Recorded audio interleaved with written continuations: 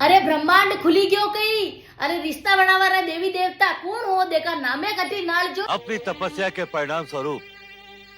हमसे क्या वरदान पाने के इच्छुक हो? रिश्ता कड़ी बनाया धरती ऊपर सब रिश्ता बराबर न पति पत्नी रे रिश्ता में थाने दूज परात करनी ही शुरू वटे दूज परात की थी तो हाल तक दूज परात रे धरती पे भी चलती है रही है। काठी डाल जो पति ने तो पति देव न पत्नी ने खाली पत्नी अंडे आगे दो शब्द लिखता कि जो रही रहो पत्नी ने भी देवी लिखी देता तो कई वे तो है तो आप वटे दूज परात की थी तो हाल तक पति देवता बनी माणे माते बैठा रहे है और माँ हाल झाड़ू लगा पोछा लगा कचरा निकाल खाना बना बच्चों को निला ये कर वो कर काम कर फलाणो कर ढीड़ो कर योश करता रहा माँ कोई दिन है माड़े दो ही रे पति पत्नी रे रिश्ता में पूरो चेंज कर दीजो नहीं तो मुंह ऊपर आएगी के तो ब्रह्मांड को हल जानो यो ध्यान रख लीजो कई माँ पत्नियां कई बोला नहीं अनी बातें पति ने झेलो ई भी माथे चढ़ी रहा था भी माथे चढ़ी रहो।